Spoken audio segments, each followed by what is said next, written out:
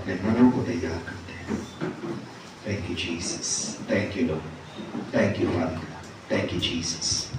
आइए नाचते गाते हुए ताली बजाते हुए हम परमेश्वर की आराधना करेंगे। Thank you Jesus.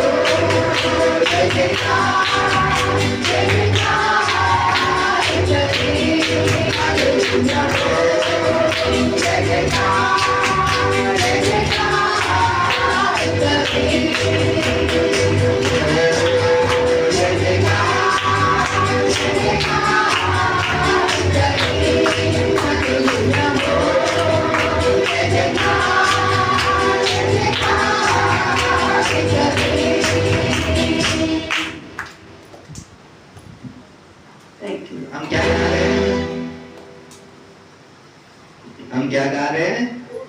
जय जयकार करें। ओके, जय जयकार के लिए जीत का एहसास होना बहुत जरूरी है ना। हारा हुआ जय जयकार कर सकता है? कर सकता है हारा हुआ जय जयकार?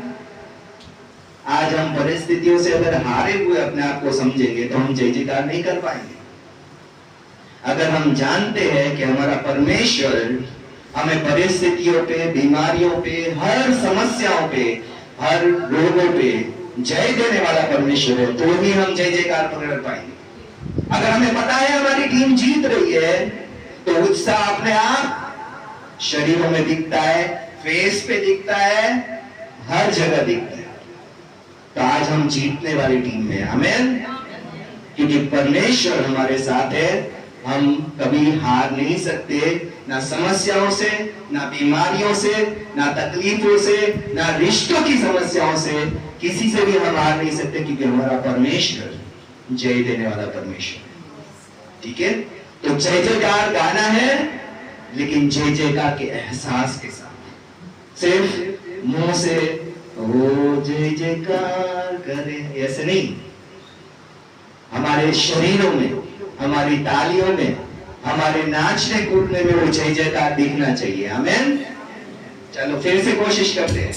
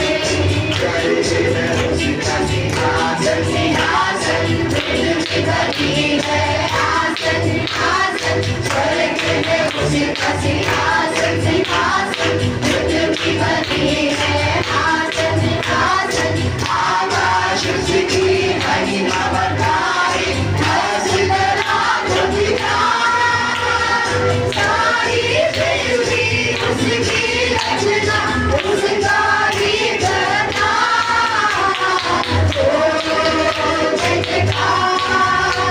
जयकार करे हालेलुया हो जय जयकार करे जय जयकार करे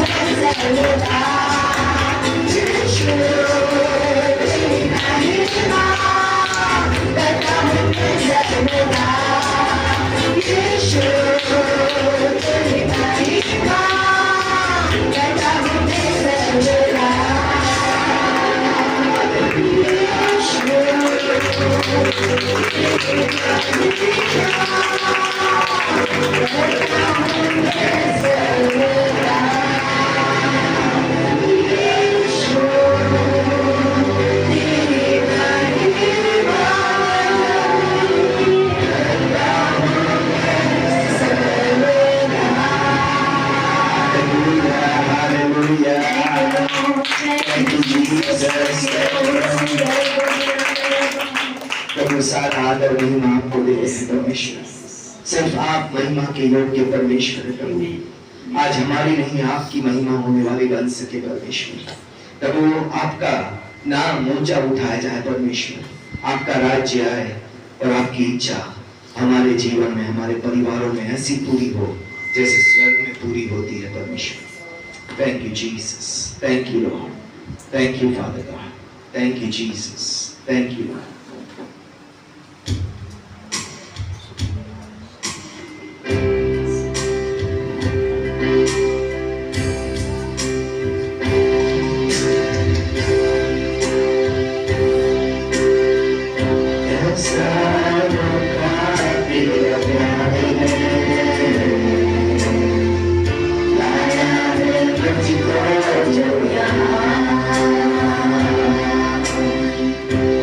Yeah.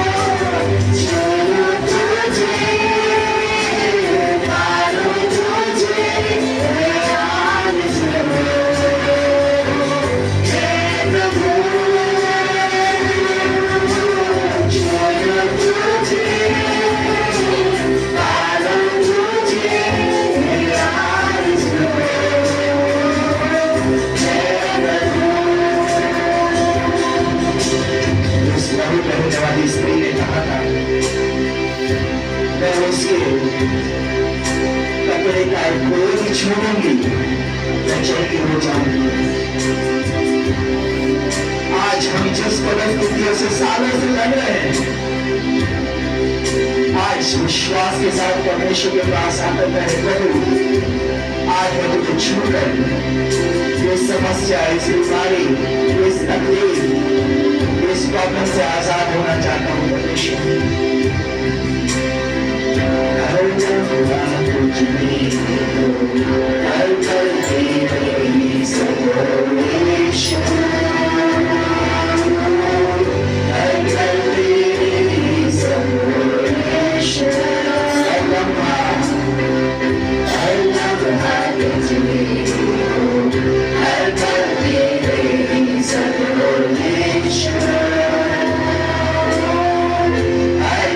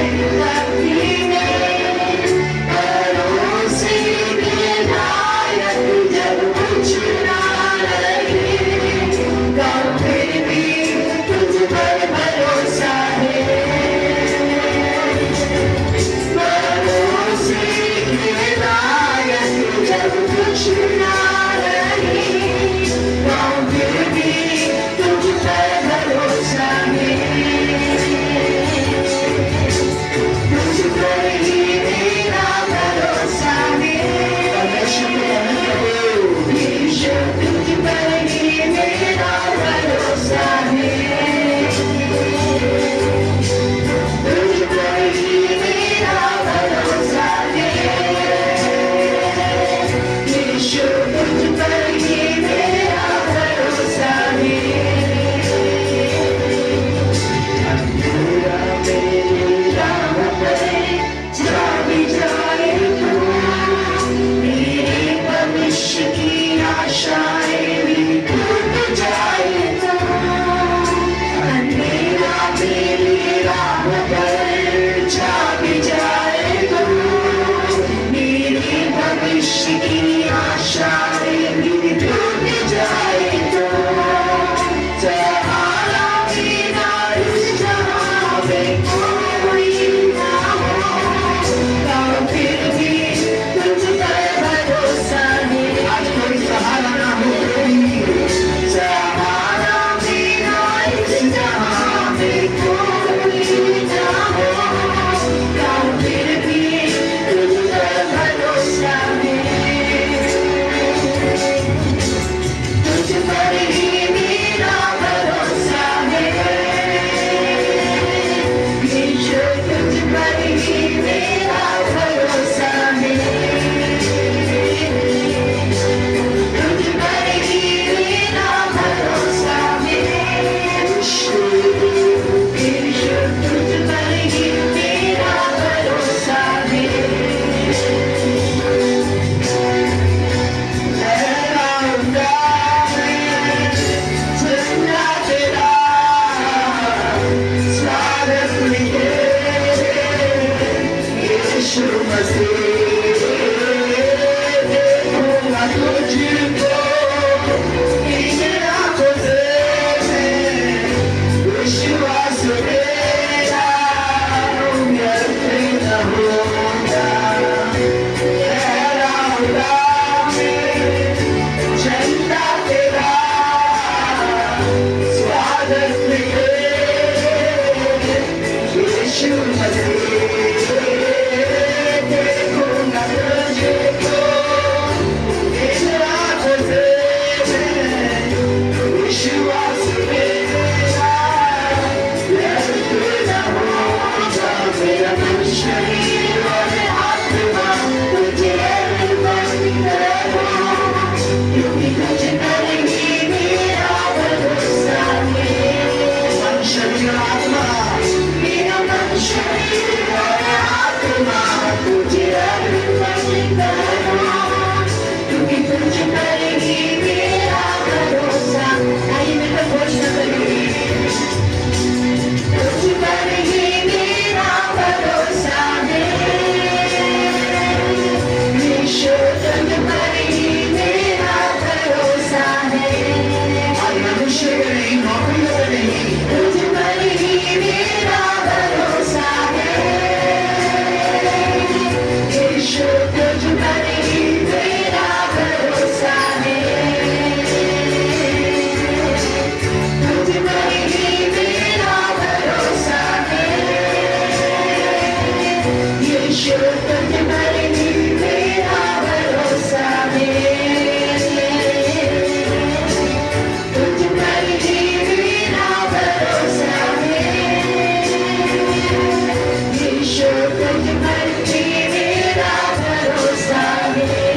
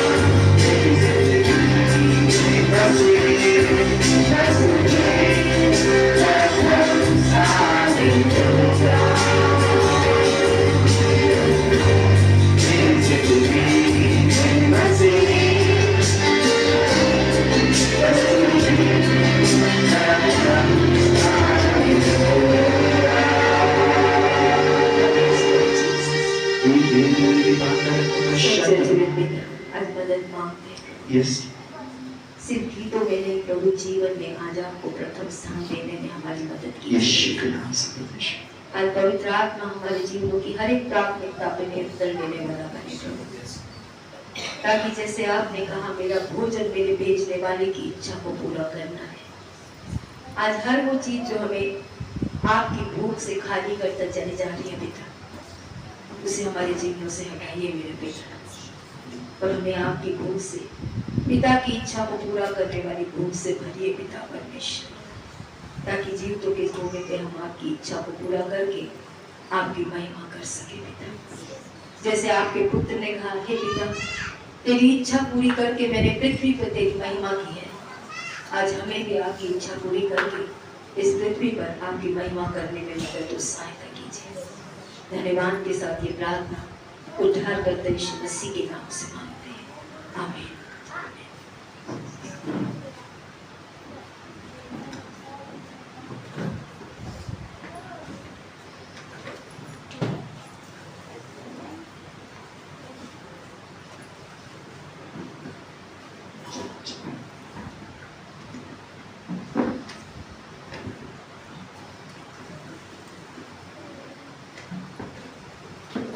एक बार फिर से विक्ट्री फैमिली सेंटर कलीसिया में आप सभी लोगों का स्वागत करते हैं। परमेश्वर आपको आशीष दे।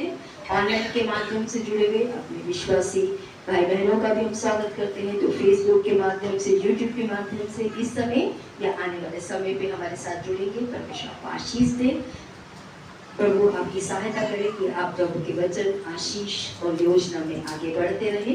तो इस समय पर सब हमें आगे बढ़ने से पहले आइए हम दानों के लिए प्रार्थना करेंगे, विश्वास भेंटों के लिए प्रार्थना करेंगे, अपने दशमांशों को परमेश्वर के आगे लेकर आएंगे। आइए बेटे दोनों के साथ में हम प्रार्थना करेंगे।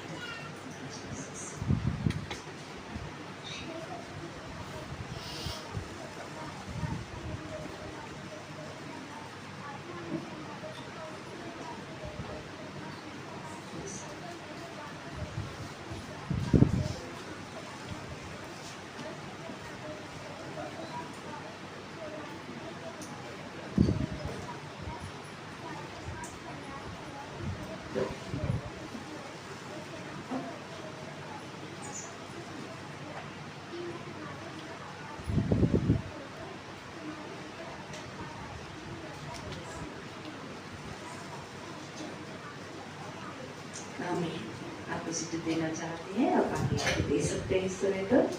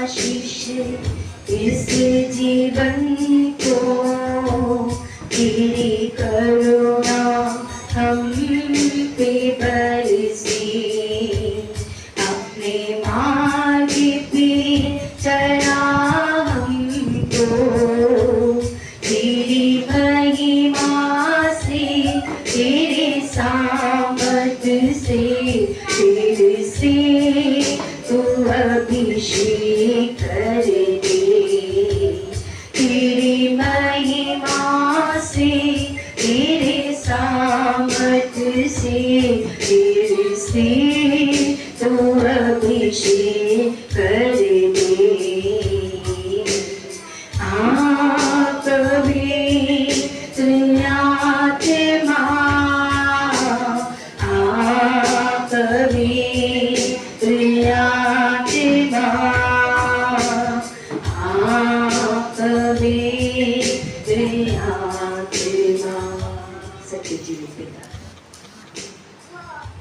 आपकी उपस्थिति का धन्यवाद देते हैं प्रभु।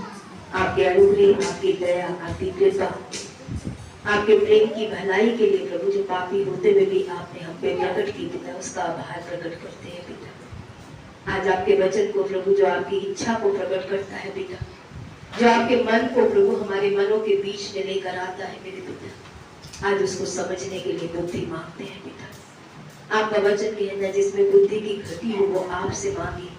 आज प्रभु आपके उद्देश्य को समझने की बुद्धि मांगते हैं पिता, आपकी योजना को पूरी करने की बुद्धि मांगते हैं पिता, आपके राज्य में खुद को बढ़ाने की और दूसरों को बढ़ाने की बुद्धि मांगते हैं मेरे पिता। आ जाइए पवित्र आत्मा, हमारी आंखों को खोलिए प्रभु, ताकि हम आपके वचन को वैसा देख पाए जैसा आप देखते हैं पिता। आज हमारे कानों को खोलिए कि हम आपकी आवाज को, जो जीवन की वचन की आवाज है पिता, उसे सुनने वाले बने पिता। हर तरह की कठोरता, हर तरह का प्रभु नकारात्मकता हमारे मनों से, हमारी सोचों से, हमारे शब्दों से, हमारे व्यवहारों से हटने वाली बने पिता। आज मैं अपने आप को भी आपके हाथों में सौंपती हूँ पिता। परमेश्वर में घटू आप बढ़े पिता। अब और ये वचन प्रभु मुझ में और आपके लोगों में पूरा होने वाला बने जो आपने भेजा है मेरे पिता। धन्यवाद के साथ ये प्रार्थना यीशु मसीह के नाम से मांगते हैं, आमीन। इस समय संडे स्कूल के बच्चे संडे स्कूल टीचर के साथ में जाएंगे।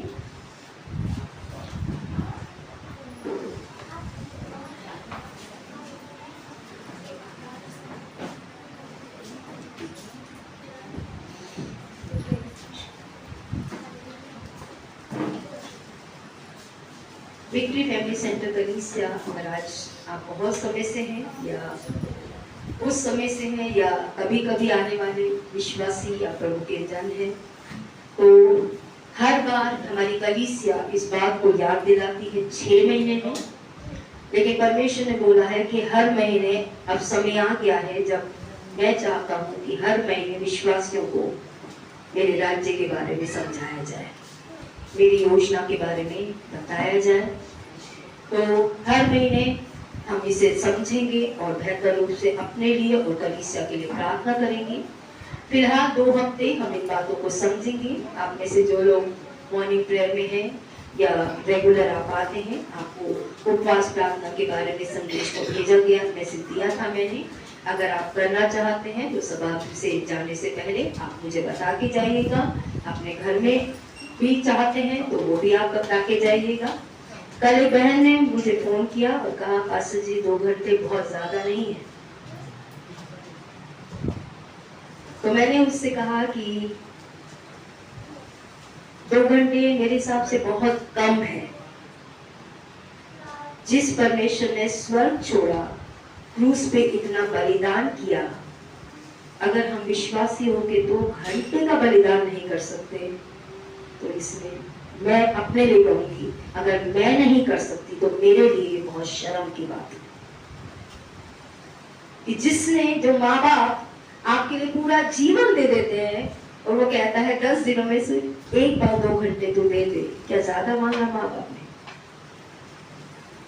और आपका बच्चा बोले 2 घंटे बहुत ज्यादा है मम्मी आपको देने के लिए, पापा आपको 2 घंटे देना, 10 दिनों में 2 घंटे देना बहुत ज्यादा है, तो आपको लगता है आपका पालन पोषण क्या हो गया?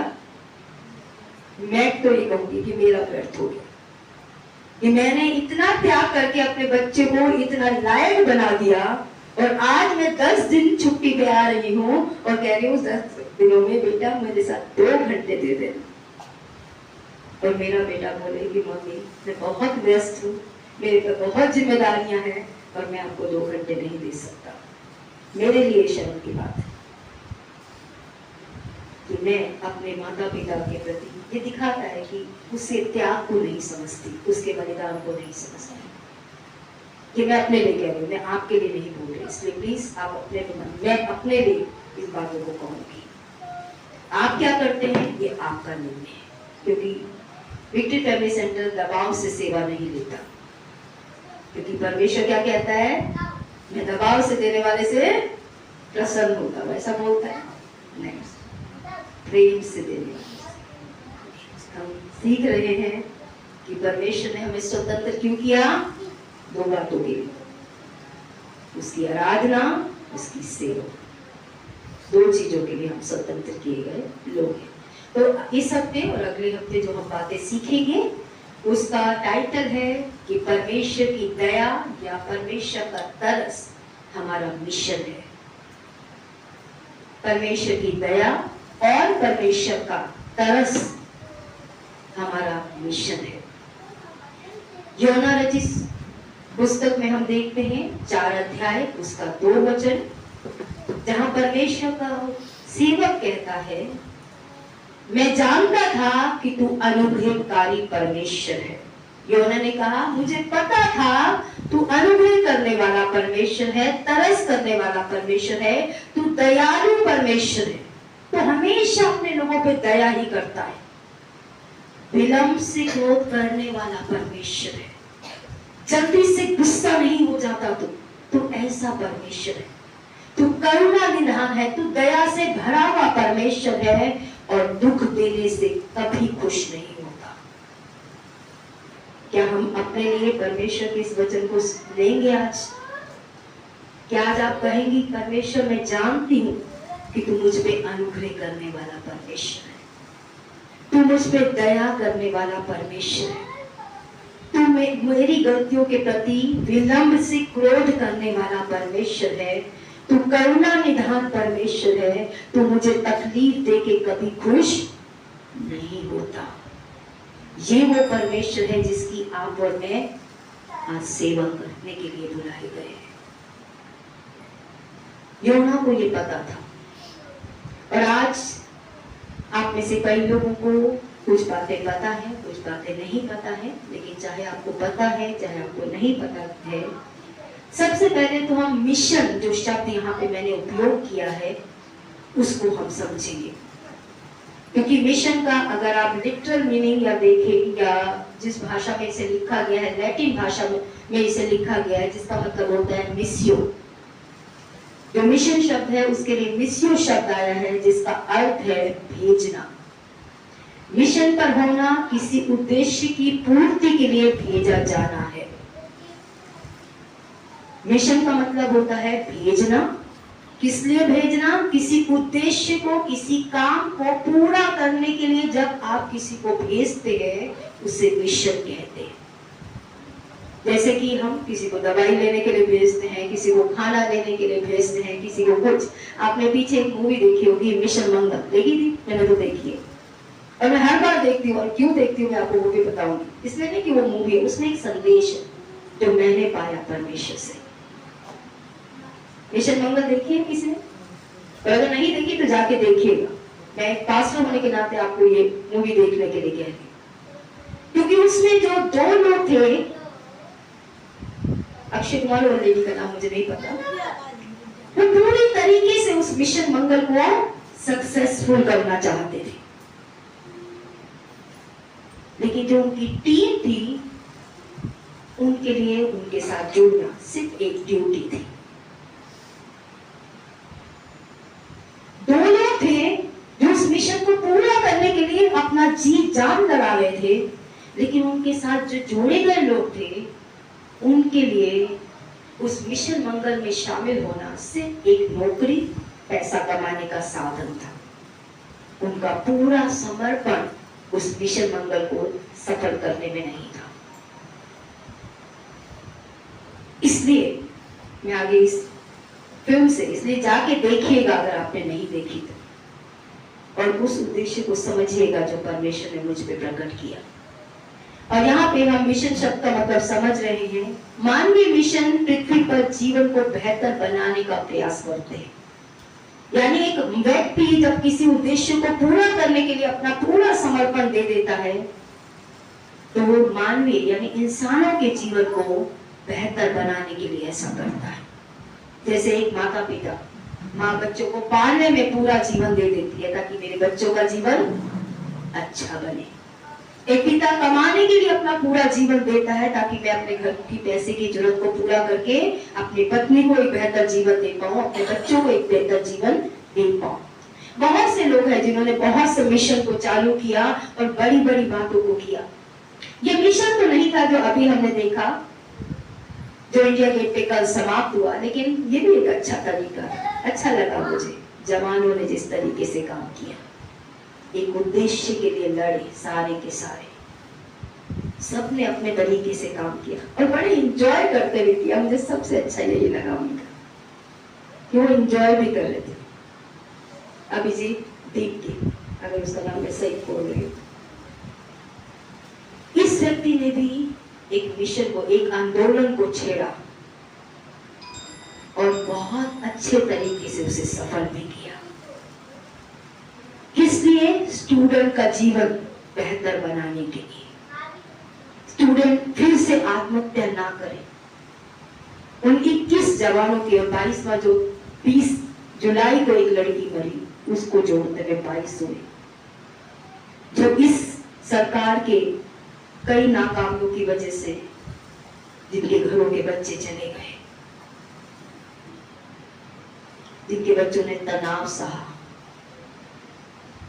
और उसने उस मुहिम को छेड़ा और शिक्षा विभाग में सुधार करने के लिए एक मिशन को पूरा किया, एक आंदोलन को पूरा किया।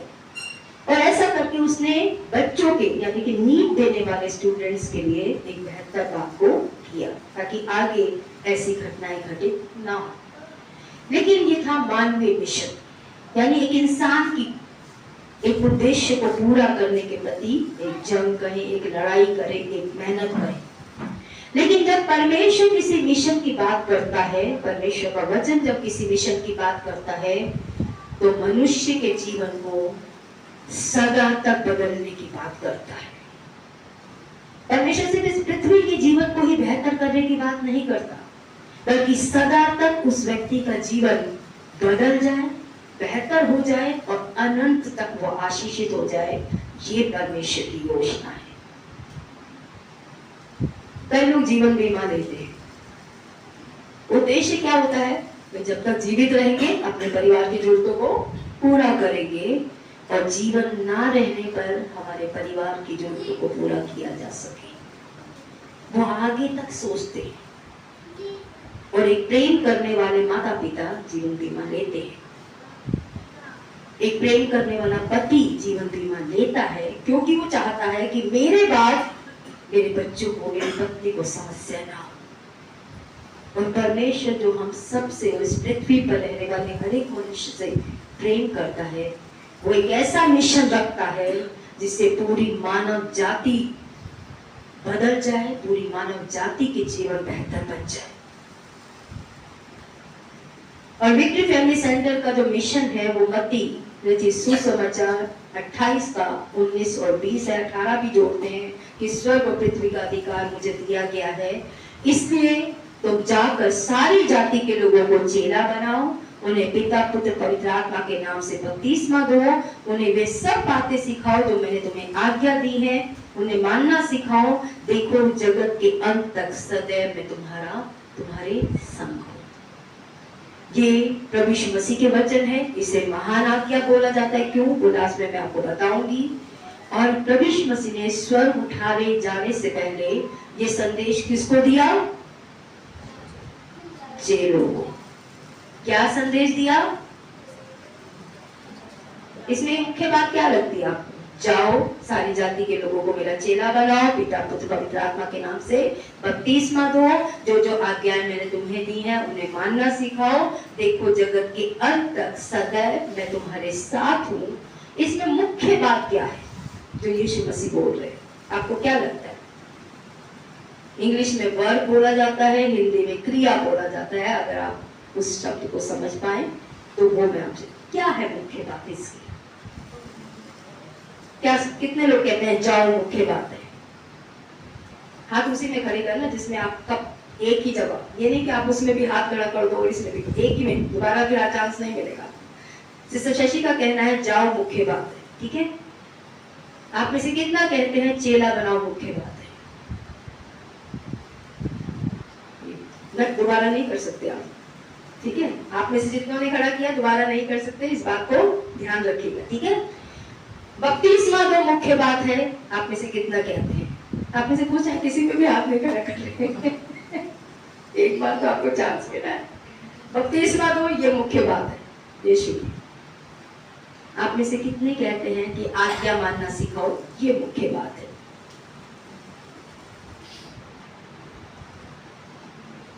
तो मैं आपसे कहना चाहूंगी प्रभु यीशु मसीह के इस वचन के अनुसार जो मुख्य बात है वो है चेला बनाओ। अगर आप चेले हैं तो आप चेले बनाएंगे, अगर आप खुद चेले नहीं है तो आप जिंदगी में कभी चेला नहीं बना पाएंगे।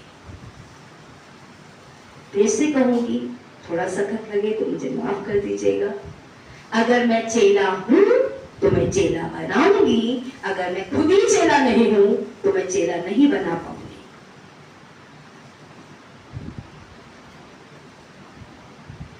बिल्ली ही बिल्ली को पैदा करती है, कुत्ता कुत्ते को पैदा करता है ना? इंसान इंसान को पैदा करता है, ऐसे ही चेला चेले को पैदा करता है। शिष्य बनाना मुख्य बात है। तो प्रभु यीशु मसीह ने संदेश दिया। और शिष्य बनाने में आता क्या है, क्या बात शामिल होती है? शिष्यता में सुसमाचार शामिल है। ठीक है, चेला कब बनेगा? तो सुसमाचार देंगे। बिना सुसमाचार दिए तो आप चेला बना नहीं सकते। ठीक है ना? जानबूझ के लोगों से मिलना। आप जब तक लोगों से रिलेशनशिप ही नहीं बनाएंगे, लोगों के साथ घुले मिलेंगे नहीं, और मिलेंगे तो सिर्फ अपने उद्देश्य को पूरा करने के लिए कि मुझे इससे चीनी चाहिए, मुझे इससे मदद चाहिए, मुझे इससे नौकरी का कॉन्टेक्ट चाहिए, मुझे इससे ये चाहिए। हम ज्यादातर अपने स्वार्थ से रिश्ते बनाते हैं। लेकिन जो व्यक्ति चेला बनाता है वो जानबूझ के रिश्ते बनाता है। मैं ऐसी ही अभी थोड़ी कम हो गई, लेकिन फिर से अपने आप को जगा रही कि रिश्ते बना फिर से। और इसलिए मत बना कि वो तुझे अच्छे लगते हैं, इसलिए बना क्योंकि वो प्रभु को अच्छे लगते हैं। तो जानबूझ के रिश्ते बनाना, लोगों से मिलना और उन्हें यीशु मसीह तक लेके आना, उनको सुसमाचार स्पष्ट रूप से बताना ताकि वो बाद में बपतिस्मा भी लें, और उन्हें आज्ञा मानना सिखाना ताकि वो कलीसिया में भी दिखे। घर में रह के आज्ञा मानना सिखाना, कोई आज्ञा, कौन सी आज्ञा वो विश्वासी मान रहा है, वो चेला मान रहा है। बहुत से लोग हैं जो घरों में ही रहते हैं, हम विश्वास करते हैं, हम विश्वास करते हैं, तो उनकी आज्ञा 6 दिन काम कीजिए, 7वें दिन मेरे पास आ जाइए, आज्ञा मानी नहीं। तो शिष्य बनाने का मतलब है सुसमाचार प्रचार शामिल है शिष्य बनाने में, जिसका अर्थ है जानबूझ के लोगों से मिलना और उन्हें यीशु मसीह तक लेके आना। कोई भी चर्च अपना मिशन खुद नहीं बनाता। चर्च है क्या? मैंने रोड तक वालों से पीछे पूछा था, आज मैं पूरी कर। चर्च है क्या? चर्च है विश्वासियों की मंडली, मन फिराए हुए लोगों का समूह को कलीसिया बोला जाता है। और कोई भी कलीसिया खुद अपना मिशन नहीं तय करती कि मैं ये करूंगा, मैं वो करूंगा, मैं भूखों को खाना खिलाऊंगा, मैं जाके लोगों को लिए प्रार्थना करूंगा। ये कलीसिया के लोग तय नहीं करते, क्योंकि कलीसिया किसकी है? पास्टर पीटर की कलीसिया नहीं है, पास्टर अर्चना की कलीसिया नहीं है, विक्ट्री फैमिली सेंटर की कलीसिया नहीं है। नाम जरूर दिया गया है, हम जरूर रखे गए हैं, लेकिन कलीसिया किसकी है? जिसने कहा मैं कलीसिया बनाऊंगा। ये कलीसिया यीशु मसीह की कलीसिया है। ये कलीसिया आशा की नहीं है, ये कलीसिया शशि की नहीं है, ये कलीसिया पेरिस की नहीं है, ये कलीसिया अच्छू की नहीं है, ये हम में से किसी की कलीसिया नहीं है। ये कलीसिया प्रभु यीशु मसीह की कलीसिया है। और अगर ये कलीसिया यीशु मसीह की कलीसिया है तो वो तय करेगा कि कलीसिया क्या करेगी और कलीसिया क्या नहीं करेगी। मिशन कलीसिया तय नहीं करती, क्योंकि हम जब तक इस संसार में रहते हैं हम अपने उद्देश्यों के लिए जीते हैं। लेकिन जब हम प्रभु यीशु मसीह को ग्रहण करते हैं, पश्चाताप का अनुभव पाते हैं, पापों की क्षमा का अनुभव पाते हैं, परमेश्वर के प्रेम का अनुभव पाते हैं, तो हर एक विश्वासी का मिशन बदलना चाहिए। आज कहीं पर भी हो, हमारा मुख्य मिशन लोगों को प्रभु के पास लाना होना चाहिए। चाहे हम ट्यूशन टीचर हैं, चाहे हम नौकरी करते हैं, चाहे हम स्कूल में करते हैं, चाहे हम घर में रहते हैं, मेरा एक ही उद्देश्य है वहां होने का कि जो लोग आज परमेश्वर से दूर हैं उन्हें मैं परमेश्वर के पास लेके आऊं। मेरे घर में काम करने वाले व्यक्ति को भी मैं सुसमाचार प्रचार करती हूँ। मेरे से जुड़ने वाला हर एक व्यक्ति, आज कोई भी ऐसा नहीं है जिसे मैंने सुसमाचार प्रचार, क्योंकि मैं जुड़ती ही एक ही उद्देश्य से, मेरा कोई और उद्देश्य नहीं है लोगों से जुड़ने का। वो नहीं मानते, कांटेक्ट में रहती हूँ, लेकिन फालतू समय व्यर्थ नहीं करती, और वो हमें भी करना, क्योंकि प्रभु ने बोला पैर झाड़ो और आगे निकल जाओ। तो कलीसिया अगर आज अस्तित्व में है, एग्जिस्ट करती है, तो परमेश्वर के मिशन को कलीसिया ने, जिन कलीसियाओं ने भी पूरा किया, वो कलीसिया बनी रहेगी। और जो कलीसिया परमेश्वर के इस मिशन को पूरा नहीं करती हैं, धीरे धीरे वो समाप्त हो जाती है। तो कलीसिया अगर आज 2000 साल से अब तक अस्तित्व में है, क्योंकि परमेश्वर के लोगों ने इस मिशन को पूरा किया, और अगर आज आप भी यहाँ पे हैं, तो किसी ने इस मिशन को आप तक लेकर आया। कोई ना कोई वो व्यक्ति था जो परमेश्वर की इस योजना को आप तक लेकर आया, वरना आप और मैं भी आज यहाँ पे नहीं होते। तो यहाँ पे हम किसी शिष्य को शिष्य बनाने में असफल होते हैं। अगर कलीसिया शिष्य यानी चेले बनाने में असफल होती है, तो अक्सर यह प्रकट होता है, ज्यादातर ये कहा जाता है, सेंसिटिव होकर मत सुनिएगा, अच्छे मन से सुनिएगा। अगर मैं आज चेला बनाने में विफल हूं, एक पास्टर होने के नाते, जबकि मैं नहीं हूं, प्रभु की महिमा, प्रभु का धन्यवाद कि मैं चेला बनाने में विफल नहीं हूं, लेकिन अगर आज मैं विफल हो जाती हूँ, मान लो अब मैं इस उम्र में आकर अगर मैं विफल होती हूँ, तो यहाँ पे मैंने लिखा है, मैंने नहीं, एक मैसेज है जिसका सिर्फ मैंने ट्रांसलेशन किया है, ये अक्सर प्रकट होता है कि हम में परमेश्वर की दया और तरस की कमी है। चेला वो नहीं बना पाता है जिसमें दया नहीं है परमेश्वर की, जिसमें तरस नहीं है परमेश्वर का।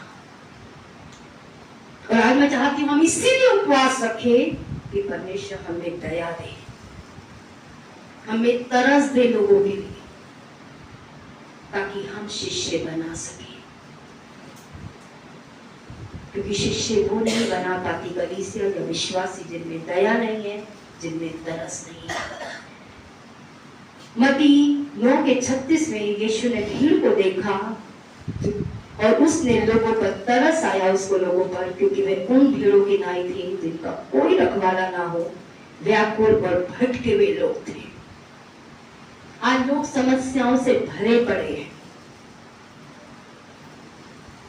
जब वो बच्चे प्रोटेस्ट कर रहे थे, कई माएं अपने बच्चों को रोक रही थी, नहीं नहीं तुम मत जाओ, तुम मत, हमारी लाठियां पड़ रही हैं। लेकिन ऐसी माएं भी थी जिन्होंने अपने बच्चों को भेजा था वहां पर। ऐसे बच्चे भी थे जंतर मंतर पे जो माँ बाप के खिलाफ जाकर भी उस अभियान में शामिल हुए थे, जिन्होंने अपनी जान की भी परवाह नहीं की थी। दोनों तरीके के लोग थे। आज मसीह समाज में भी दोनों तरीके के लोग हैं। एक जो सिर्फ घर में बैठे रहना चाहते, कुछ नहीं करना चाहते, और एक जो अपने जीवन देकर भी परमेश्वर की इच्छा को पूरा करना चाहते हैं। और ऐसे लोग हर जगह पाए जाते हैं। लेकिन यीशु मसीह ने जब लोगों को देखा और उसे तरस आया लोगों के ऊपर, तो वो तरस उसने प्रकट भी किया। तरस सिर्फ शब्दों में है तो वो तरस नहीं है, वो सिर्फ दिखावा है। जो तरस हमें कुछ करने पे विवश नहीं करता, वो तरस नहीं होता। अगर आज मेरी समस्या देखकर, मेरी परेशानी देखकर आप कुछ नहीं करते हैं, तो ये तरस नहीं है। आपकी समस्या देखकर मैं कुछ नहीं करती, तो ये भी तरस नहीं है।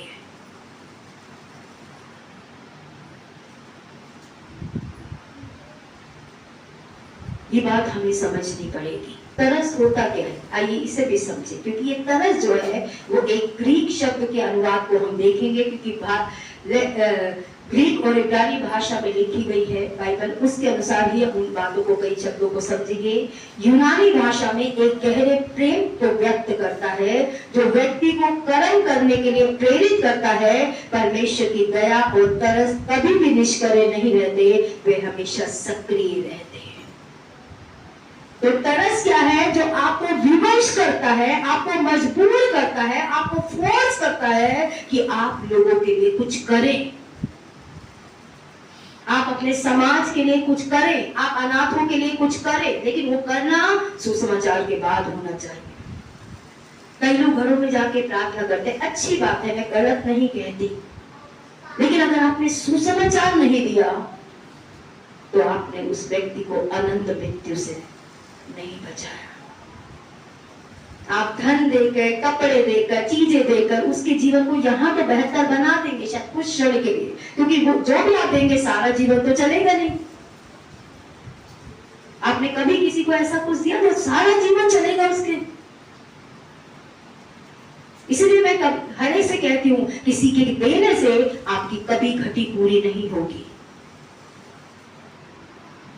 इंसान को वो दो जो शायद मैं तो उसकी जिंदगी की घटी पूरी ना कर सकूं, लेकिन वो परमेश्वर को जान ले जो उसकी जीवन की हर घटी पूरी करेगा।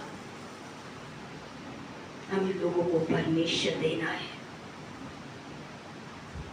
क्योंकि चीजें देकर लोगों को हम अपनी ओर खींचते हैं, मसीह देकर हम लोगों को परमेश्वर की ओर खींचते हैं। जब जब आप चीजें देंगे लोगों को आप अपनी ओर खींचेंगे, और जब जब आप यीशु देंगे तब तब आप लोगों को परमेश्वर की ओर खींचेंगे।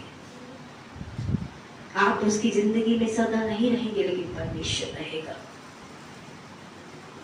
आज आपके जीवन में हम आपकी जरूरतों को पूरा नहीं करते, लेकिन आपके जीवन में प्रभु दे दिया, मैंने या जिसने भी दिया, क्या वो प्रभु आपकी जरूरतों को पूरा कर रहा है? क्या वो प्रभु आपको शांति दे रहा है? क्या वो प्रभु आपकी मदद कर रहा है? तो हमें लोगों को प्रभु देना है।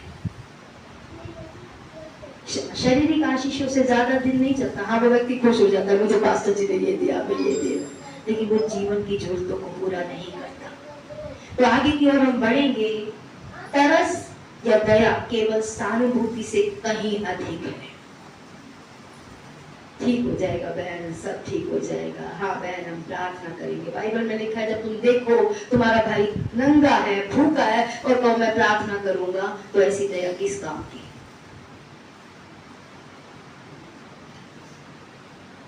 सिर्फ लोगों को शब्दों से सहानुभूति देना तरस नहीं है। हमारे प्रभु ने ऐसा नहीं किया। और आज हम योना की कहानी से समझेंगे कि परमेश्वर की दया, परमेश्वर का तरस कैसा है। परमेश्वर की दया और परमेश्वर का तरस काम करता है। सक्रिय लिखा है यहाँ पे, लेकिन सक्रिय शब्द का अर्थ अगर आपको पता है तो आप मुझे बता सकते हैं, वरना जो मैंने गूगल से सर्च किया है मैं उसके अनुसार आपको बताने जा रही हूँ कि सक्रिय या इंग्लिश में इसे प्रोएक्टिव बोला जाता है। उसका मतलब क्या होता है? इसका मतलब है परमेश्वर किसी समस्या या घटना के होने का इंतजार करने की बजाय भविष्य की जरूरतों और चुनौतियों का अनुमान लगाकर पहले से ही कदम उठाता है। यानी परमेश्वर इंतजार नहीं करता कि आपके साथ ये समस्या हो जाए। जैसे आप अपने बच्चे को अगर गलत चीजों में जाते हुए देखते हैं तो आप पहले से ही काम करते हैं क्योंकि आप नहीं चाहते आपका बच्चा किसी समस्या में पड़े। आप बोलते हैं, आप मेहनत करते हैं, आप उसे गाइड करते हैं, आप उसके साथ जाते हैं, बहुत कुछ आप करते हैं पहले से ही, क्योंकि आपको पता है कि अगर इसको अभी नहीं समझाया गया, अगर इसको अभी नहीं रोका गया तो कल ये समस्या में पड़ेगा ही पड़ेगा। तो ये है परमेश्वर की दया। हर एक माँ बाप जो अपने बच्चों को रोकता है, टोकता है, वो दया है, वो प्रेम है, तो उसका विमर्श करता है अपने बच्चे को कल गलत भविष्य की तरफ जाने से रोकने के लिए। और परमेश्वर भी इसी प्रेम से भरा है, इसी दया से भरा है। कहानी की शुरुआत योना 1 अध्याय उसके 1 और 2 से होती है। यहोवा का ये वचन अमीते के पुत्र योना के पास पहुंचा, उठकर उस बड़े नगर नीनवे को जा और उसके विरुद्ध प्रचार कर, क्योंकि उसकी बुराई मेरी दृष्टि में बढ़ गई है। शुरुआत किसने की? कि वहां जाके प्रचार कर, इस बात की शुरुआत किसने की? क्या योना था कि मैं वहां जाके प्रचार करूंगा? नहीं, परमेश्वर था। आज पास्टर पीटर नहीं चाहते आप जाके प्रचार करें, पास्टर अर्चना नहीं चाहते आप जाके प्रचार करें। ये परमेश्वर है जो चाहता है आप और मैं जाके प्रचार करें। क्यों? क्योंकि लोगों की जीवन में पाप की संख्या बढ़ती चली जा रही है। लोग आज बुराई से बुराई में आगे बढ़ते चले जा रहे हैं। आज लोगों को शर्म नहीं आती। कल जो लोग ठगे रहते थे आज पुल्लम भी घूमते हैं, तो लोगों को शर्म नहीं है। कई बार हम बाजारों में निकलते हैं, महंगी मार्केटों में जाते हैं, सस्ती मार्केटों में जाते हैं, लोगों की पहनावे को देखकर मुझे लगता है कि क्या दुनिया हो कि लोग आज नंगा घूमने को मॉडर्न समझते हैं। और कई बार हमारे बच्चे भी वैसा पहनावा पहनना चाहते हैं। मैं कई बार जब सड़कों पे हम तीनों एक साथ होते हैं और लड़कियां उसी वेशभूषा में होती हैं, जैसे कई बार मेरी बेटी कहती है मम्मी क्या पहन लो, तो मैं उससे एक ही बात बोलती हूँ, जब सड़क पे तुम ऐसी लड़की को देखती हो तुम्हारे मन में पहली भावना क्या आती है? दूसरा नहीं, ये तो मॉडर्न है, वो दूसरी सेकेंडरी थॉट होगा आपका। फर्स्ट थॉट आपको उस व्यक्ति के बारे में क्या आता है, तो लोग भी आपके बारे में वैसा ही सोचेंगे। आप ये मत सोचिए लोग आपके बारे में अच्छा सोच लेंगे क्योंकि आप क्रिश्चियन तो वैसे ही बदनाम है पहनावे को लेकर। तो कहने का अर्थ क्या है? परमेश्वर ने शुरुआत की कि योना तू जा, उठ, उस बड़े नगर की तरफ जा और जाकर बोल। परमेश्वर ने सब कुछ शुरू किया। परमेश्वर का वचन योना के पास आया। परमेश्वर को चिंता थी, परमेश्वर को फिक्र थी उन लोगों की। पाप करने के बावजूद, गलत बातें करने के बावजूद, जैसे आपको अपने बच्चों की चिंता रहती है, चाहे वो कितनी भी गलतियां क्यों ना कर रहे हो, चाहे वो कितना भी गलत चीजों की तरफ जा रहे हो, ऐसे ही परमेश्वर को पापी मनुष्य की चिंता है। ये मत सोचिए पाप कर रहे हैं तो परमेश्वर को उनकी चिंता नहीं है। हर पापी मनुष्य की परमेश्वर चिंता करता है। और यहाँ पे परमेश्वर को भी थी। परमेश्वर उस शहर को लेकर चिंतित था जिसका नाम नीनवे था, क्योंकि एक बड़ा शहर था। नीनवे के लोगों की चिंता थी क्योंकि एक बड़ा शहर था। परमेश्वर ने पहल की, मनुष्य ने पहल नहीं की। योना की पुस्तक में मुख्य बात योना नहीं है। योना की पुस्तक में मुख्य बात मछली भी नहीं है, क्योंकि मछली सिर्फ 4 बार आया है। योना की पुस्तक में नीनवे भी बड़ी बात नहीं है, मुख्य बात नहीं है, क्योंकि नीनवे सिर्फ 9 बार वहां पे आया। योना की पुस्तक के 4 अध्याय हैं, उन 4 अध्याय में 38 टाइम 38 बार परमेश्वर यहोवा का नाम आया है। नीनवे योना की पुस्तक परमेश्वर की करुणा, परमेश्वर की दया, परमेश्वर के अनुग्रह, परमेश्वर की प्रेम के बारे में है, जो वो मानव जाति से पापी होते हुए भी करता है। नीनवे अत्यंत दुष्ट नगर था, उस पर परमेश्वर का न्याय आने वाला था। भविष्यवक्ता नहूम ने बाद में वहां पे हिंसा, भ्रष्टाचार जो हो रहा है उस पुस्तक में आप पढ़ सकते हैं। फिर भी न्याय लाने से पहले परमेश्वर ने भविष्यवक्ता को चेतावनी देकर दया दिखाने का विकल्प दिया। इससे पहले कि परमेश्वर हमारे साथ जुड़े हुए लोगों को अन्याय करे, वो इस पृथ्वी को छोड़ दे, परमेश्वर हमारे द्वारा उनके जीवन में एक बार पश्चाताप करके परमेश्वर के पास आने का एक विकल्प देना चाहता है कि मैं और आप उन्हें एक बार मौका दे कि वो पाप का जीवन छोड़े और परमेश्वर की तरफ लौट कर आए। ये है कलीसिया का मिशन, जिसके लिए कलीसिया इस पृथ्वी पर रखी गई है। कलीसियाएं अनाथालय चलाती हैं, विधवा आश्रम चलाती हैं, बहुत सी अच्छी बातें करती है, लेकिन वो प्राइमरी नहीं है, वो सेकेंडरी है। प्राइमरी होता है मुख्य बात, सेकेंडरी होता है उसके साथ साथ आप वो बातें भी कर लेते हैं। इसलिए कलीसिया बोले हम अनाथालय क्यों नहीं चलाते, हम ये क्यों नहीं करते, हम वो क्यों नहीं करते, हम भंडारा क्यों नहीं करते, वो ये मुख्य बात नहीं है। कलीसिया मुख्य बात है परमेश्वर के राज्य में लोगों को मन फिराव का संदेश देना, कि हम जाएं उस सारी जाति को क्या करें, सुसमाचार प्रचार करें, उन्हें मन फिराने का एक मौका दें। यहाँ पे इसी प्रकार परमेश्वर अब हमें अपने उद्धार के बारे में दूसरों को बताने के लिए भेजता है। हम केवल चर्च में बैठने वाले लोग नहीं है। ये मत सोचिए कि परमेश्वर ने आपको अपने पास इसलिए बुलाया है कि हर संडे आके यहाँ आराधना करते रहे, हर संडे आके यहाँ चर्च में अपनी उपस्थिति दिखाते रहे, दान दक्षिणा देते रहे, एक दूसरे से मिलते रहे, बस यही है उद्धार का कार्य। परमेश्वर कलीसिया से इकट्ठी हो ये चाहता है, कलीसिया संगति करे ये परमेश्वर चाहता है, कलीसिया संडे को आकर उसकी आराधना करे ये चाहता है। लेकिन उद्देश्य ये नहीं है, उद्देश्य है कि कलीसिया एक दूसरे को मजबूत करे और एक साथ मिलकर परमेश्वर के राज्य को बढ़ाए। तो यहाँ पे परमेश्वर ने कलीसिया के इसलिए महान आज्ञा इसलिए कहा जाता है क्योंकि ये एक महान आज्ञा है और ये परमेश्वर की ओर से है। इसे सबसे बड़ी आज्ञा माना जाता है। एक व्यक्ति यीशु मसीह के पास आया, लूका 10 अध्याय में अगर आप जाके पढ़ेंगे, और उसने कहा सबसे बड़ी आज्ञा क्या है? यीशु ने कहा कि तुम अपने परमेश्वर से पूरे मन, पूरी शक्ति, पूरे बल से, पूरी बुद्धि से प्रेम करो और उसी के समान अपने पड़ोसी से अपने समान प्रेम करो। आपको क्या लगता है ये आज्ञा और जाओ सारी जाति के लोगों को सुसमाचार प्रचार करो, ये दो अलग अलग आज्ञाएं हैं, ये दोनों एक ही आज्ञा है? क्या सोचते हैं आप?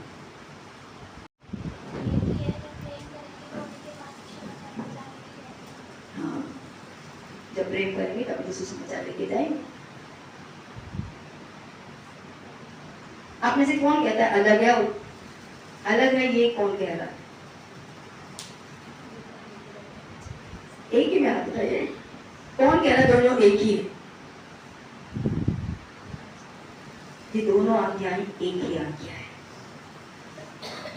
क्योंकि जब आप सुसमाचार प्रचार करते हैं तब आप परमेश्वर के प्रति और दूसरों के प्रति अपने प्रेम को प्रकट करते हैं। इसलिए अगर आप सुसमाचार प्रचार नहीं कर रहे हैं तो आप परमेश्वर की महान आज्ञा को तोड़ने वाले व्यक्ति हैं। इसके बाद वो दयालु सामरी का किस्सा आता है इसी 10 अध्याय में लूका में, कि जिसे मारा कूटा देखकर सामरी ने तो मदद की, लेकिन अच्छे अच्छे लोगों ने मदद नहीं की। तो ये दोनों आज्ञाएं आप सुसमाचार के माध्यम से पूरी कर सकते हैं। हर एक व्यक्ति जो सुसमाचार प्रचार कर रहा है वो परमेश्वर से भी प्यार करने वाला व्यक्ति है और लोगों से भी प्यार करने वाला व्यक्ति है। और अगर आज मैं सुसमाचार प्रचार नहीं कर रही, चाहे मैं कितना करूं, I love you Jesus, I love you Jesus, मैं झूठी हूं। बाइबल कहती है इनके मुंह तो प्रभु प्रभु प्रभु से भरे पड़े हैं, इनके मन कहीं और ही लगे पड़े हैं। इसलिए अगर सुसमाचार प्रचार मैं नहीं कर रही हूं, आप नहीं कर रहे हैं, तो ना तो आप परमेश्वर के प्रति अपना प्रेम दिखा रहे हैं, ना आप लोगों के प्रति अपना प्रेम दिखा रहे हैं, क्योंकि दोनों एक ही आज्ञा करते हैं। वो दो आज्ञाएं अलग अलग नहीं है, ये दोनों महान आज्ञा इसलिए। लेकिन इसकी सबसे सुंदर बात पता है क्या है? इसे बोला जाता है ग्रेट कमीशन, कमीशन। ठीक है, इस वर्ड का मतलब समझेंगे, जो कि यह एक महान आज्ञा है इसलिए क्योंकि ये महान है, परमेश्वर की ओर से है। कमीशन का मतलब होता है आज्ञा और कम का मतलब होता है साथ में। आज्ञा है जिसमें परमेश्वर साथ मिलकर काम करेगा। आज्ञा तो दी, महान भी कहा। कमीशन का मतलब, कम का मतलब साथ में, कमीशन का मतलब इस मिशन को परमेश्वर साथ मिलकर पूरा करेगा। इसलिए उसने क्या बोला? देखो जगत के अंत तक मैं सदैव तुम्हारे साथ हूं। यह आज्ञा ऐसी नहीं है जो आप अकेले ही मानेंगे। जब जब आप इस आज्ञा को पालन करेंगे तब तक परमेश्वर आपके साथ उस काम को करेगा, आप अकेले नहीं जाएंगे। हम सुसमाचार प्रचार करने में डरते क्यों हैं? क्योंकि हमें लगता है हम अकेले। लेकिन परमेश्वर तो बोला मैं तुम्हारे साथ होकर काम करूंगा। और मरकुस 16 अध्याय का यह आखिरी पद में बहुत अच्छा लगता है, जहां पे लिखा है उन्होंने निकलकर जगह जगह प्रचार किया, प्रभु उनके साथ काम करता था और चिन्हों के द्वारा जो जो साथ साथ होते थे अपने वचन को दृढ़ करता रहा। जिन्होंने क्या किया, जा जाके क्या किया, प्रचार किया और प्रभु उनके साथ काम करता था। प्रचार करने वालों के साथ परमेश्वर काम करता है। अगर हम प्रचार नहीं कर रहे तो चमत्कार नहीं होंगे कलीसिया, लोग मन नहीं फिराएंगे, लोग प्रभु की ओर नहीं आएंगे, लोगों की समस्याएं हल नहीं होंगी, क्योंकि सुसमाचार के बाद ही अगर आप चेलों को दी गई आज्ञा को अगर आप सुनेंगे तो यीशु ने कहा जाओ प्रचार करो, मैं तुम्हें बीमारों को ठीक करने का अधिकार देता हूँ, मैं दुष्ट आत्माएं निकालने की तुम्हें ताकत देता हूँ, लेकिन पहले क्या करना, प्रचार करना, उन्हें मन फिराने का मौका देना, उन्हें पाप का जीवन छोड़ने का मौका देना। हर बार जब परमेश्वर आपके और मेरे जीवन में प्रभु में आने के बाद भी आपको मन फिराने का मौका देता है, ये परमेश्वर की दया होती है, ये परमेश्वर का प्रेम होता है, ये परमेश्वर का तरस होता है आपके प्रति। और आज मानव जाति के प्रति भी परमेश्वर यही करना चाहता है, वो हर एक को मौका देता है। मौका ना देना व्यक्ति को सुधरने का प्रेम की घटी को दिखाता है। अगर आपको किसी से शिकायत है, किसी ने कुछ गलत किया है और आप उसको मौका ही नहीं देना चाहते माफी मांगने का, मौका ही नहीं देना चाहते सुधरने का, ये साफ दिखाता है कि आपके अंदर परमेश्वर का प्रेम नहीं है। और जिसके अंदर परमेश्वर का प्रेम होता है, नीनवे के लोग इतने पापी थे कि परमेश्वर ने उन पापों की वजह से नाश करने का निर्णय ले लिया था, लेकिन फिर भी उसने बोला मैं इन्हें एक मौका दूंगा। मैं नहीं समझती हम में से किसी ने एक दूसरे के खिलाफ इतने पाप किए होंगे कि हम एक दूसरे को मौका नहीं दे सकते सुधरने का या बेहतर होने का या रिश्ते बेहतर करने का। और अगर नहीं दे रहे तो ये साफ दिखाता है कि हमारे अंदर परमेश्वर का प्यार तो नहीं है, हमारे अंदर संसार का प्रेम जो मौके नहीं देता। यहाँ परमेश्वर ने उनके पापों को देखा और परमेश्वर ने बोला मैं इससे पहले कि अपना निर्णय सुनाऊं, मैं इन्हें सुधरने का एक मौका दूंगा, मैं इन पे एक बार दया करूंगा।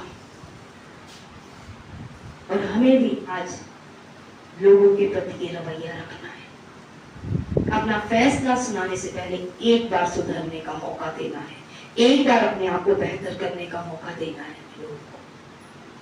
रोमियो की पत्री में परमेश्वर का वचन कहता है 5:8 में, परंतु परमेश्वर हम पर अपने प्रेम की भलाई इस रीति से प्रकट करता है कि जब हम पापी थे मसीह हमारे लिए मर गया। ये है परमेश्वर के प्रेम की भलाई। उसने हमारे सुधरने का इंतजार नहीं किया, ये सुधरेंगे तब मैं मरूंगा, ये सुधरेंगे तब मैं इनसे प्यार करूंगा, ये सुधरेंगे तब मैं इनकी मदद करूंगा, ये सुधरेंगे तब मैं चर्च में आऊंगा, ये सुधरेंगे तो मैं इनके साथ सेवा करूंगा, ये सुधरेंगे तो मैं क्रिसमस में पार्टिसिपेट करूंगा, ये सुधरेंगे तो मैं कैरल में जाऊंगा, ये सुधरेंगे तो मैं सुसमाचार प्रचार करूंगा। लेकिन परमेश्वर ने तो ऐसा प्यार किया है जैसा प्रेम आज हम करते हैं। क्या आज मैं पूरा सुधर गई हूं जो परमेश्वर मुझसे प्यार करता है? अपने आप से पूछो, क्या आज हम पूरे सुधर गए? सारी बातें मानने लगे परमेश्वर? क्या परमेश्वर ने हमसे प्यार करना बंद कर दिया? क्या परमेश्वर ने हम पे दया करना बंद कर दिया? क्या परमेश्वर ने हमारी प्रार्थनाएं सुनना बंद कर दी? जब उसने ऐसा नहीं किया तो हम किस परमेश्वर की संतान हैं? क्या हम सचमुच में उसके अनुयायी हैं या हम किसी और ही संसार के अनुयायी हैं जो दांत के बदले में दांत, आंख के बदले में आंख चाहता है? परमेश्वर की दया, परमेश्वर की तरस हमारा मिशन होना चाहिए, जो परमेश्वर मुझसे और आपसे चाहता है। योना ने अलग प्रतिक्रिया की, उसने आज्ञा ना मानने का चुनाव किया। योना 1:3 पद के साथ हम समाप्त करेंगे और फिर अगले हफ्ते हम देखेंगे। परंतु योना यहोवा के सम्मुख से तर्शीश की ओर भाग जाने के लिए उठा। याफो नगर में को जाकर तर्शीश जाने वाले एक जहाज को पाया और भाड़ा देकर उस पर चढ़ गया कि उसके साथ होकर यहोवा के सम्मुख से तर्शीश को चला जाए। योना ने परमेश्वर की बात नहीं मानी और वो दूसरी ही दिशा की तरफ भागने लगा। आज इस भवन में बैठा हुआ हर व्यक्ति योना है, मुझे मिलाकर। हम सबको पता है कि हमें सुसमाचार प्रचार करना है। हम राशन लेने भागते हैं, हम मोबाइल चलाने भागते हैं, हम गप्पे मारने बैठते हैं, हम चुगलियों में 2-2, 3-3 घंटे लगा देते हैं। हम लोगों से अपने स्वार्थ से जुड़ते हैं। योना हमसे अलग नहीं, लेकिन योना ने ऐसा क्यों किया आपको पता है? और आज हम क्यों ऐसा कर रहे हैं? क्योंकि योना में और हम में और मुझ में, मैं अपने लिए कहूंगी, परमेश्वर के प्रेम की, परमेश्वर की दया की, परमेश्वर के तरस की कमी है। योना उन लोगों से प्यार नहीं करता था और आज सच्चाई ये है कि हम भी लोगों से प्यार नहीं करते, हम सिर्फ खुद से प्रेम करते हैं। इसलिए हम आज योना की तरह और बातों में तो बहुत भागते हैं, लेकिन परमेश्वर के राज्य को बढ़ाने के लिए कुछ नहीं भागना चाहते। घरों में रह के सिर्फ प्रार्थना करना चाहते हैं।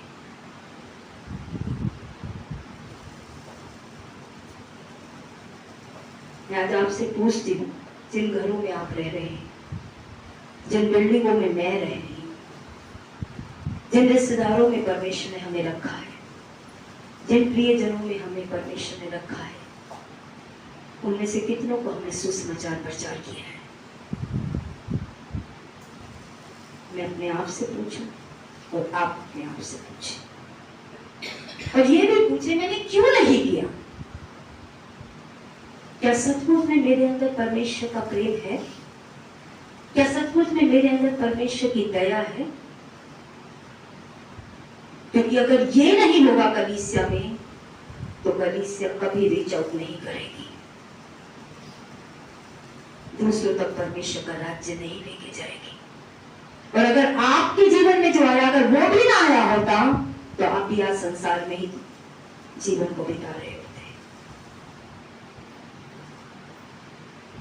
हर वो व्यक्ति जिसने आपके जीवन में सुसमाचार दिया है, उसने बहुत त्याग किया होगा। उसके त्याग को और उससे बढ़कर उस परमेश्वर के त्याग को व्यर्थ मत ठहराइए। परमेश्वर के राज्य के लिए अपने समर्पण को सही कीजिए। आप में और मुझ में प्रेम की कमी है, दया की कमी है, तरस की कमी है, इस बात का अंगीकार परमेश्वर के सामने कीजिए। इसीलिए हम दूसरों को बचाना नहीं चाहते। मुझे नीति वचन में एक बात बहुत अच्छी लगती है, मैं हर रोज उसके लिए परमेश्वर से मदद मांगती हूँ कि जो नाश होने के लिए घसीटे जा रहे हैं उन्हें बचा। और अगर कोई कहे मैं जानता नहीं था, तो परमेश्वर जो मनों को जानता है वो सब बातें जानता है। लास्ट वीक एक भाई हमारे बीच में से चले गए जो कलीसिया के परिवार के थे, और परमेश्वर ने मुझसे एक सवाल पूछा, क्या तुम मरने का इंतजार कर रहे हो अपने प्रिय लोगों का, जो उन्हें बचाना नहीं चाहते, जो उन्हें सुसमाचार नहीं देना चाहते, जो उन्हें मन फिराकर परमेश्वर के राज्य में लाना नहीं चाहते? आप उसे कितने लोग अपने प्रियजनों के मरने का इंतजार कर रहे हैं कि वो नाश हो जाए, जीवन नरक चला जाए? रील्स में आता है, एक शरीर पे कीड़े दिखाते हैं। जिस दिन से मैंने वो देखा, मेरा मन रूह जैसे अंदर से कांप गई। मैं उस वीडियो को भूलना चाहती हूँ। परमेश्वर का यही हाल होगा उन जीवों का जो मेरे बिना मर जाएंगे। क्या हम उन्हें नाश होते देखना चाहते हैं?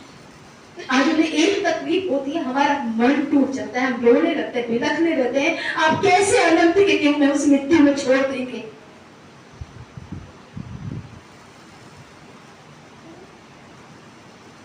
और अगर छोड़ने वाले तो परमेश्वर शर्मिंदा है आज हमें बचा के कि मैंने ऐसे लोगों को बचाया जो दूसरों के लिए कुछ नहीं करना चाहते, जिनके लिए 2 घंटे बहुत बड़ी बात हो गई कि आज वो अंतराल में खड़े होकर मुझसे ही मदद मांग ली। उस बहन ने मुझसे ये नहीं पूछा क्या लेंगे, मैंने बोला चाहे कोई ना दे मैं दूंगी, क्योंकि मैं परमेश्वर की इच्छा पूरी करना चाहती हूँ, मैं लोगों से प्यार करना चाहती हूँ, मैं लोगों पर दया करना चाहती हूँ, वो चाहे कुछ भी करे। आज मैं भी अच्छी नहीं बन गई परमेश्वर को जान के, मुझमें भी कमियां हैं, लेकिन उस परमेश्वर ने मुझसे प्यार करना नहीं छोड़ा, मुझे बार बार गलतियों के बावजूद मुझे आदर देना नहीं छोड़ा। मेरी जरूरतों को वो हमारा चुनाव नहीं है, लेकिन कम से कम परमेश्वर मुझे ये ना कहे कि तेरे कारण वो नाश हो गया।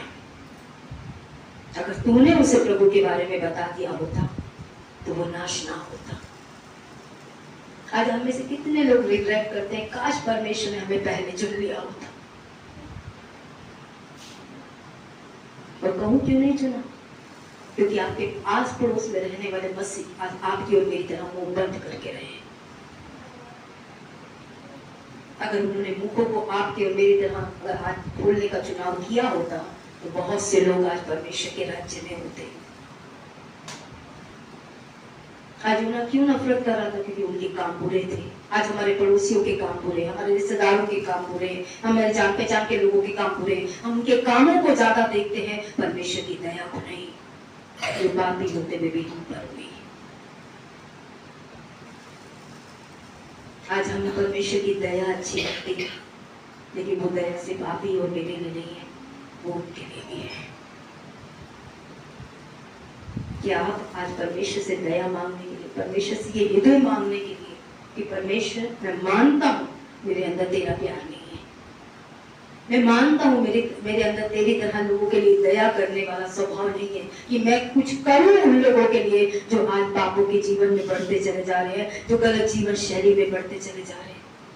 और ये 10 दिन मैं परमेश्वर से घुटने टेक कर आज परमेश्वर की दया मांगूंगा, परमेश्वर का प्रेम मांगूंगा, परमेश्वर का तरस मांगूंगा, ताकि मैं भी परमेश्वर की इच्छा को जो चेला बनाने की है, इस महान आज्ञा को पूरा करके परमेश्वर के प्रति और लोगों के प्रति अपने प्यार को दिखा सकूं। क्योंकि इस महान आज्ञा में दोनों आज्ञा शामिल है। क्या हम चुनाव करेंगे? मैं आप में से किसी पे दबाव नहीं डालूंगी। आप 2 घंटे दे ना देंगे आपका चुनाव, मेरा चुनाव नहीं। मैंने बहन शशि से कल फोन किया था, मैंने उन्हें भी कहा था कि ना मैं किसी के प्रति नकारात्मक होंगी, ना मैं किसी को दोषी ठहराऊंगी कि आपने समय क्यों नहीं दी। ये आपका चुनाव है, ये आपका प्रेम है परमेश्वर के प्रति, ये आपका समर्पण है परमेश्वर के प्रति। जिसने अपना जीवन हमारे लिए दिया, क्या हम उसके लिए 2 घंटे नहीं दे सकते? क्या एक समय का खाना नहीं छोड़ सकते? जिसने हमें खाना दी, क्या हम आज उन हालातों के लिए इंतजार कर रहे हैं जब हमारे घर में खाना खत्म हो जाए और हमें उपवास रखना पड़े?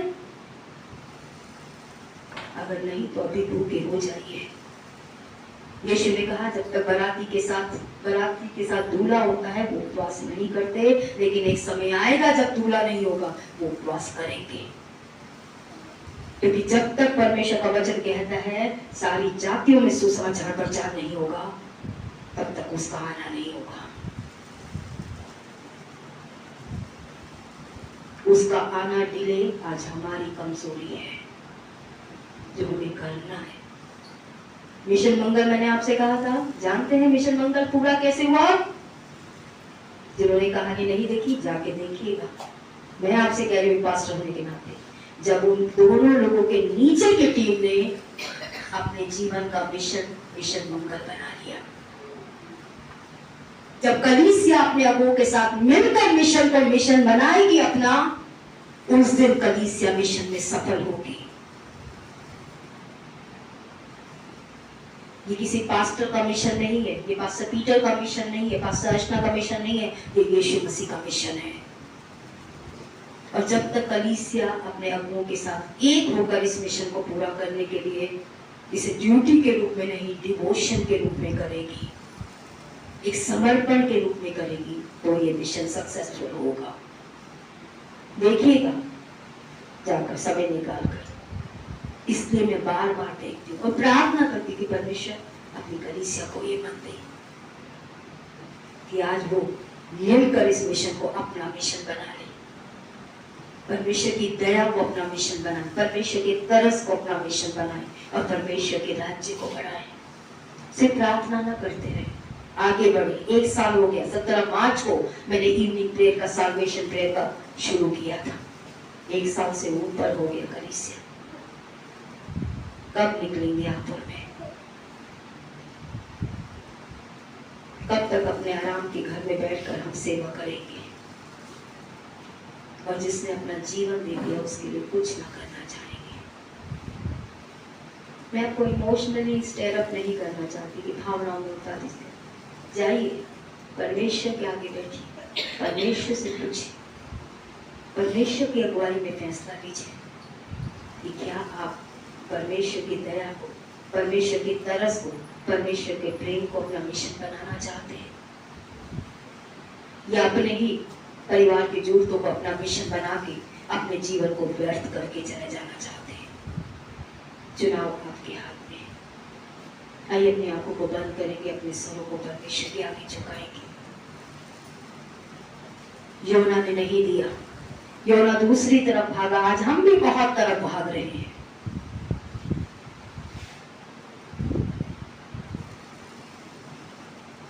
लेकिन योना को नींद में भागना था।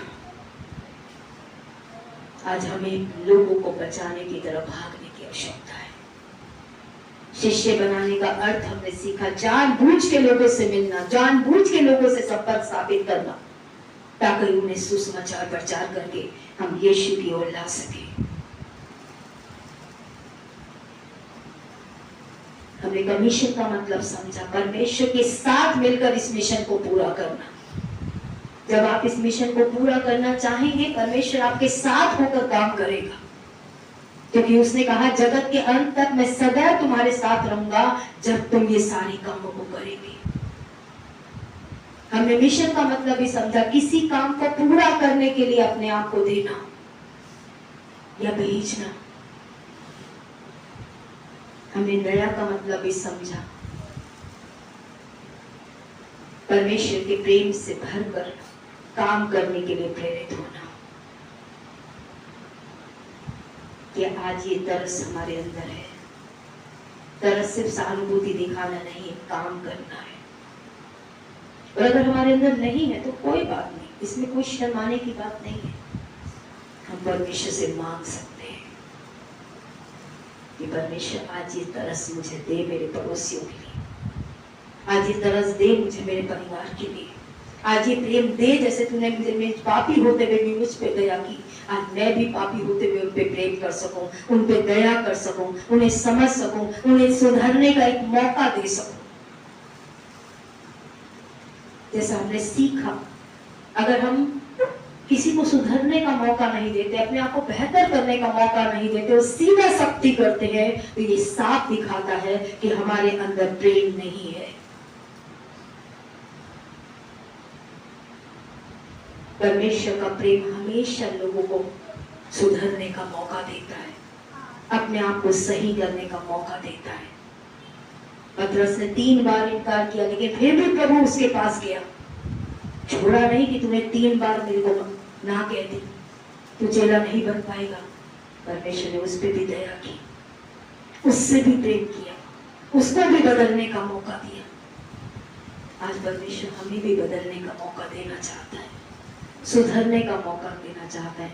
परमेश्वर के मिशन को आज अपना मिशन बनाकर, परमेश्वर की उस महान आज्ञा को जो मनुष्य से और परमेश्वर दोनों से प्रेम करने की है, जो यीशु मसीह के द्वारा चेला बनाने के द्वारा है, अवसर दे रहा है। चुनाव हमारे हाथ में है। आइए समय हम पास पीठ के साथ मिलकर प्रार्थना करेंगे।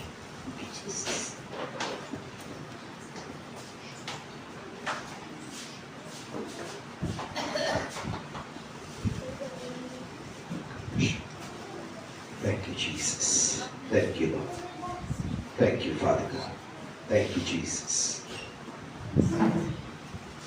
आज हम परमेश्वर की उपस्थिति में हैं। परमेश्वर हमारे मनों में वो तरस और दया की बात करता है। अगर आज हम अपने जीवनों में, अपने मनों में अविश्वासियों के प्रति, जो अभी तक प्रभु यीशु को नहीं जानते, उनके प्रति दया नहीं दिखा पा रहे, तरस नहीं दिखा पा रहे, आज हम उनके व्यवहारों के तरह हम भी उनके प्रति व्यवहार करने लगे, तो आज परमेश्वर से वो दया और तरस का मन मांगिए। और अगर आप वो व्यक्ति है जो आज अपने आसपास रहने वाले,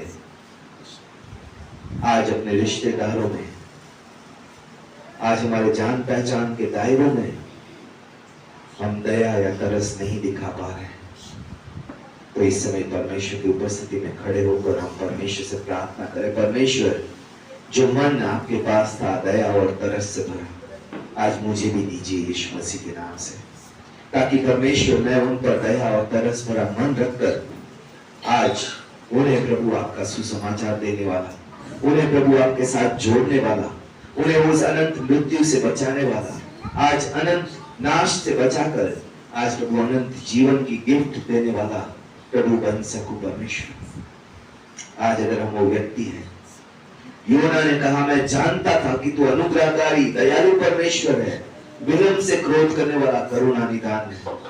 क्या हम अपने परमेश्वर को दयालु परमेश्वर की तरह जानते हैं? और क्या आज हम उस दयालु परमेश्वर की तरह बनना चाहते हैं? आज परमेश्वर से कहे प्रभु मैं तेरा जैसा दयावान बनना चाहता हूँ परमेश्वर, मैं तेरी तरह प्रभु लोगों पे अनुग्रह का काम करना चाहता हूँ परमेश्वर, आज गुस्सा करने में धीमा बनना चाहता हूँ परमेश्वर, आज प्रभु दुख देने से प्रसन्न नहीं होना चाहता परमेश्वर, आज लोगों को मैं दुख में नहीं देखना चाहता परमेश्वर। आज परमेश्वर से प्रार्थना करें प्रभु मुझे ऐसा मन दे जो दया और तरस से भरा हो। आज प्रभु मुझे भी भेज कि मैं उन जीवनों तक जाने वाला बन सकूं जो प्रभु तू नाश करने को, जैसे परमेश्वर नाश करना चाहता था लेकिन योना को भेजा ताकि वो नाश ना करे। आज परमेश्वर हमें भेजना चाहता है। आज परमेश्वर से कहे प्रभु मुझे उन जीवनों को दिखा परमेश्वर, जिन तक मैं दया के साथ, करुणा के साथ, तरस के साथ प्रभु जाऊं, और प्रभु उन्हें तेरा वचन दो ताकि वो पाप में नाश ना हो। आज परमेश्वर से मांगे परमेश्वर मुझे भेज प्रभु। और अगर हम में से कईयों ने योना की तरह बुलाहट को जाना है, पहचाना है, और आज हम परमेश्वर की बुलाहट से भाग रहे हैं, हमें पता है इसको हमें सुसमाचार सुनाना है, इसको हमें दया दिखानी, परमेश्वर हमसे बात कर चुका है और आज हम उल्टी दिशा में भाग रहे हैं। आज परमेश्वर से कहे प्रभु मुझे प्रभु आज मेरे अंदर से योना वाला मन हटा परमेश्वर, प्रभु मुझे तेरी आज्ञा मानने वाला मन दे परमेश्वर। जैसे तू प्रभु तूने कहा कि जैसा मैं पिता को करते देखता हूं वैसे ही करता हूं। आज प्रभु हम भी तुझे तरस दिखाते हुए देखना चाहते हैं परमेश्वर, ताकि हम योना की तरह भागने वाले ना बने परमेश्वर, लेकिन प्रभु आज हम निंदे जाने वाले बन सके। आज हमें अपने निंदे को दिखा परमेश्वर, जिनसे हम नफरत करते हैं लेकिन तू प्यार करता है परमेश्वर। प्रभु जिन्हें मैं चाहता हूं नाश हो जाए लेकिन प्रभु तू नहीं चाहता कि नाश हो परमेश्वर। आज मुझे वो निंदे के लोग दिखा परमेश्वर। आज परमेश्वर से मांगे, वो आंखें मांगे कि हम निंदे के लोगों पे तरस करने वाले बन सके परमेश्वर। आज अपने मनों को, अपने आवाजों को, अपने हाथों को परमेश्वर की ओर उठाते हुए परमेश्वर से कहे प्रभु आज मेरे मन को बदल दे परमेश्वर। प्रभु मुझे एक नया मन दे जो प्रभु तेरी इच्छा पूरा करना चाहे, जो चेले बनाना चाहे, जो तरस खाना चाहे, जो दया दिखाना चाहे परमेश्वर, जो लोगों को उस अनंत मृत्यु से बचाना चाहे। आज वो मन दे परमेश्वर। प्रभु के सामने अपने मनों को उठाते हुए प्रार्थना करें। परमेश्वर से कहे, प्रभु मेरे मन को आप तरस से भर दे परमेश्वर, दया से भर दे परमेश्वर। आज मैं सिर्फ दया प्रार्थनाओं में नहीं, बोलने में नहीं प्रभु, आज अपने कार्यों में दिखाने वाला बन सकूं, आज उन तक जाने वाला बन सकूं परमेश्वर। उन्हें तेरा सुसमाचार सुनाने का प्रभु निडरता दे परमेश्वर। आज मुझे वो बोल्डनेस दे परमेश्वर। परमेश्वर से मांगे। परमेश्वर का वचन कहता है जिन्हें बुद्धि की भी गति हो उन्हें भी परमेश्वर बिना उलाहना, बिना नीचा किए देता है। आज हम परमेश्वर से मांगे, जिन जिन चीजों को हम अपने अंदर नहीं पाते, आज परमेश्वर से मांगे, वो देगा। Thank you Jesus, thank you Jesus, thank you Jesus, thank you Lord, thank you Jesus, thank you father, thank you Jesus, thank you Lord. तू बदल दे मेरे मन को, ये आशीष इस जीवन को, तेरी करुणा हम पे बरसे, अपने मार्ग पे चला हमको। आज परमेश्वर से कहे, तू बदल दे मेरे मन को, दे आशीष इस जीवन को, तेरी करुणा हम पे बरसे, अपने मार्ग पे चला हमको, तेरी महिमा से, तेरे सामर्थ्य से, तेरे से तू अभिषेक कर दे। तेरी महिमा से, तेरे सामर्थ्य से, तेरे से तू अभिषेक कर दे। आप मेरे आत्मा, आप मेरे आत्मा, आप मेरे आत्मा, आप मेरे आत्मा। ईश्वर की पिता प्रभु, आज हम जो शरीर के रूप में प्रभु दया दिखाने को, तरस खाने को प्रभु आज नाकाबिल है परमेश्वर। आज प्रभु हमारे मनों को, प्रभु हमारे विचारों को, आज हमारे जीवनों को प्रभु तरस और दया से भर दीजिए परमेश्वर। आज हमें प्रभु लोगों की तकलीफों में, लोगों के दुखों पे परमेश्वर, आज लोगों की प्रभु समस्याओं को देखकर प्रभु हमारा मन आज तरस और दया से भरने वाला बन सके परमेश्वर। उन्हें मैं अपने जानकर प्रभु, अपने परिवार के, अपने प्रभु रिश्तेदार या अपने प्रियजन जानकर परमेश्वर, आज मैं उन तक आपका सुसमाचार, उन तक आपका प्रभु आज वचन लेकर, उन तक आपकी प्रार्थनाओं को लेकर, उन तक प्रभु आपकी उपस्थिति को लेकर जाने वाला बन सकूं परमेश्वर। आज प्रभु हम सभी सहायता मांगते परमेश्वर, ऐसे दया भरा मन हमें दीजिए परमेश्वर।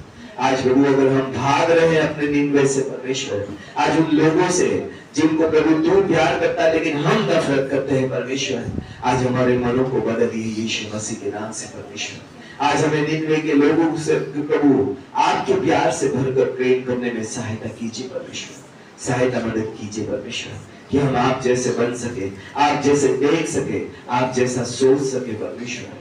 प्रभु हमारी सहायता कीजिए, आज मुझे भेजिए। आज प्रभु हम में से जितने यहाँ खड़े हैं, हम सभी को आज प्रभु उन जीवनों तक ले जाइए परमेश्वर, भेजिए प्रभु, ताकि हम उनको बचा सके, आज उन्हें अनंत नाश में से प्रभु अनंत जीवन तक ला सके परमेश्वर, ताकि प्रभु हम आपकी महिमा को, आपकी दया तरस को, आपकी दया को उनके जीवन पर प्रकट कर सके प्रभु। आज प्रभु आपका प्रेम परमेश्वर हमारे अंदर हमें विवश करने वाला बन सके प्रभु। आज अपने घरों से बाहर निकलकर उन तक प्रभु चाहने वाले बन सके, और प्रभु उन्हें आपका सुसमाचार, उन्हें प्रभु आपका चेला, उन्हें आपकी शिक्षाएं देने वाले बन सके प्रभु। और हम प्रभु उद्धार की आशीष दीजिए प्रभु, आज उनके मनों को बदलिए परमेश्वर। धन्यवाद करते हैं प्रभु, आपके लिए कुछ असंभव कुछ मुश्किल नहीं। विश्वास से धन्यवाद के साथ ये सारी प्रार्थना यीशु मसीह के नाम से मांगते हैं, आमीन आमीन। आप इस समय बैठ सकते हैं।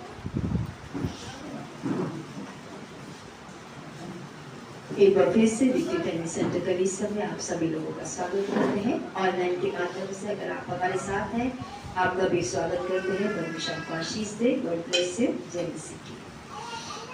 कलीसिया के अनाउंसमेंट में जो आज मुख्य अनाउंसमेंट है,